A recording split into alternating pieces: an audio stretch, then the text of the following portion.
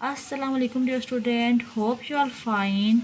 Today we solve exercise 4.3 question number 3.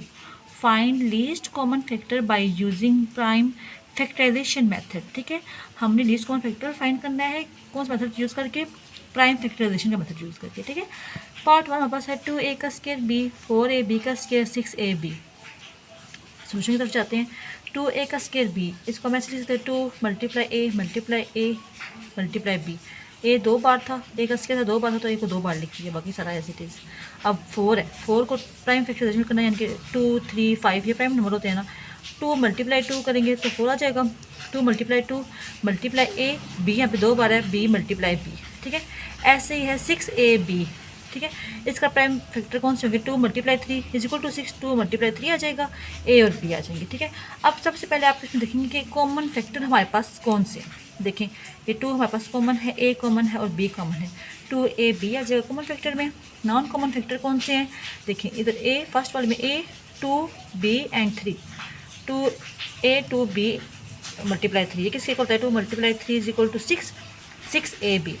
ठीक है, अब लीस्ट कॉमन हमारे पास मल्टीपल कौन से होते हैं, किसके इक्वल होते हैं, common factor multiply non common factor. Common factor का क्या आंसर आया था, 2ab मल्टीप्लाई नॉन कॉमन का क्या आंसर था, 6ab. दोनों का आपस में मल्टीप्लाई कर दो. 2 multiply 6 is equal to 12. A multiply A is equal to A का square, B multiply B is equal to B का स्केयर. ठीक हो गया है, पार्ट 1 कंप्लीट हो गया है. अब पार्ट 2 देखें. एक्स के प्लस एक्स इन, और एक और वैल्यू है x cube plus x square. जो एक्स के प्लस एक्स है, इसमें क्या चीज़ कॉमन आ रही है, एक्स कॉमन आ रही है. एक्स कॉमन अंदर क्या रहेगा, एक्स प्लस 1. ठीक है, इसको मैं क्वेश्चन मार्क दे देती हूँ. अब देखिए x cube plus x square, इसमें क्या चीज़ कॉमन आ रही है, एक्स स्केयर कॉमन आ रही है. अंदर क्या रह जाएगा, एक्स प्लस 1.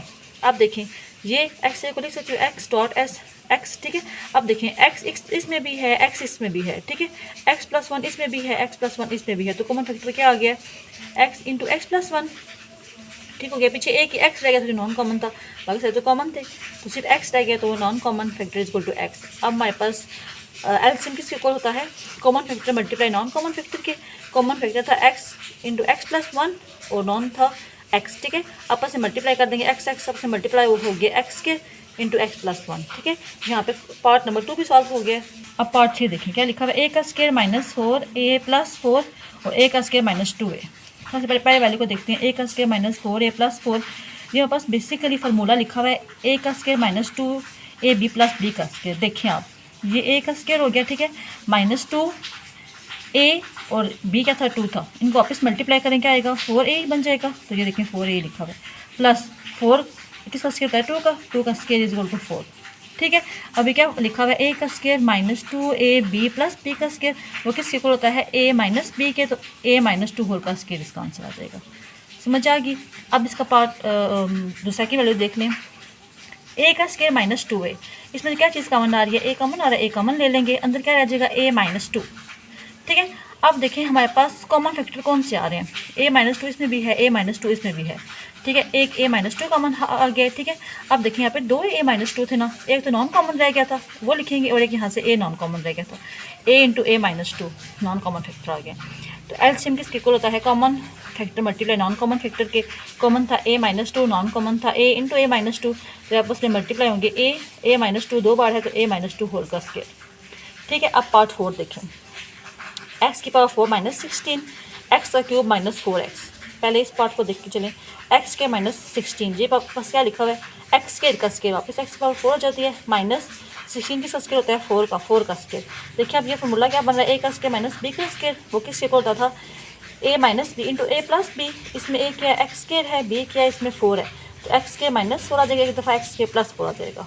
ठीक है, अब देख लें, ये हमारे पास समझो लिखा हुआ है एक्स स्केयर माइनस 4 लिखा हुआ है, 2 का square into x square plus 4. ठीक है, अब देख लें second part, x cube minus 4x, इसमें भी एक्स कॉमन आ रहा है, अंदर क्या रह जाएगा, एक्स स्केयर माइनस 4. ठीक हो गया.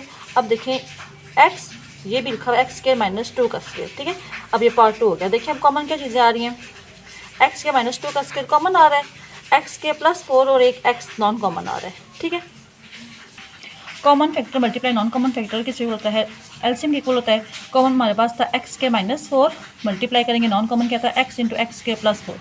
यहाँ पास लीस्ट कॉमन फैक्टर का आंसर आ गया, एलसीएम का, सॉरी.